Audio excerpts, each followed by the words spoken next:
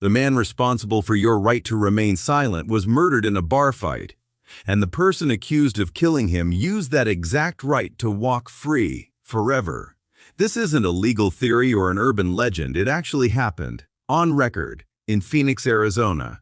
And by the end of this video, you'll understand exactly how the right to silence really works, why almost everyone gets it wrong, and how one man's own rights ended up protecting his killer. In March of 1963, a 23-year-old named Ernesto Miranda was arrested as a suspect in a kidnapping and assault. Police brought him in off a license plate tip, put him in a lineup, and after about 2 hours of interrogation, he confessed in writing. At the top of the confession was a printed line claiming he understood his legal rights. He didn't. Nobody had told him he could have a lawyer. Nobody had told him he could stay silent. That confession became the entire case against him. He was convicted and sentenced to 20 to 30 years. His lawyers appealed all the way to the Supreme Court.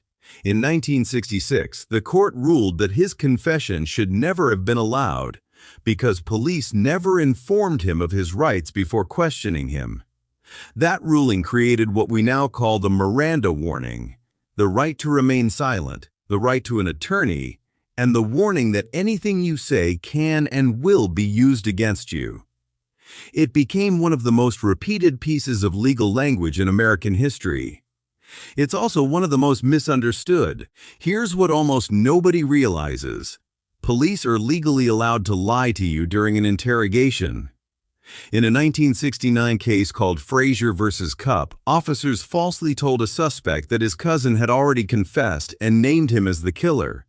The suspect broke down and confessed. The Supreme Court said that was fine. To this day, in all 50 states, officers can tell you they have your fingerprints, your DNA, a witness, a confession from someone else, none of it real, and none of it illegal. The only limit is if the deception is so extreme it overrides your ability to make a free choice. Short of that, they can bluff you all day long. This is exactly why the right to stay silent matters so much.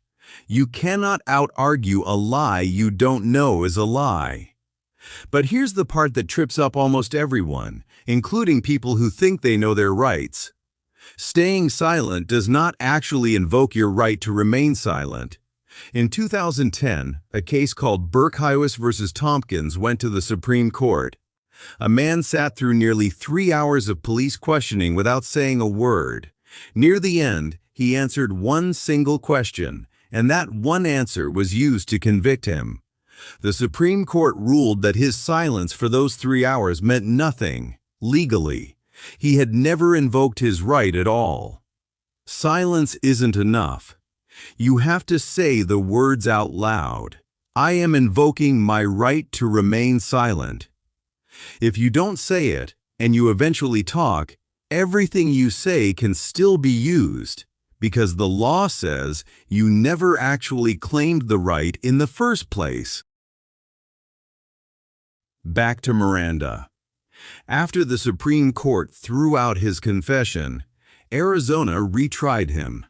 This time, prosecutors used a different piece of evidence. His ex-partner testified that he had confessed to her, personally, outside of any interrogation room. He was convicted again. Same sentence. He served about 9 years and was paroled in 1972. And this is where his story takes a turn nobody could have scripted. After his release, Miranda started making money by autographing Miranda warning cards, the actual printed cards police use to read suspects their rights, and selling them for $1.50 each. The man whose name became the most repeated legal phrase in the country was literally signing his own legend for cash on the street. But the strangest part of his story wasn't behind him yet. On January 31, 1976, Miranda was in a bar in downtown Phoenix, playing cards. An argument broke out over a small amount of money on the table. A knife came out. Miranda was stabbed and died before he reached the hospital. He was 34 years old. Police found several Miranda warning cards in his pocket when he died. Officers arrested a man believed to be connected to the killing, and in a moment nobody could have written on purpose, they read him his rights, using the exact warning that existed because of the man he was accused of helping to kill. He said nothing. Without a confession, and without enough other evidence, prosecutors couldn't make the case. He walked free. The man believed to have actually held the knife fled to Mexico that same year and was never found. To this day, no one has ever been convicted for the murder of Ernesto Miranda. The right that protects every person accused of a crime in this country also protected the person accused of killing the man who created it. That's not a flaw in the system. That's the entire point of it. The right applies to everyone, whether you like the person using it or not, whether it's convenient or not, whether it feels fair or not. So if you're ever in that position, remember the two things almost everyone gets wrong. Police are allowed to lie to you, so don't trust anything they tell you about evidence during questioning. And silence by itself protects nothing. You have to say it out loud. I am invoking my right to remain silent, and I want a lawyer. Say it clearly, once, and then actually stop talking. It's the same right that came out of a bar fight in Phoenix in 1976. Use it right.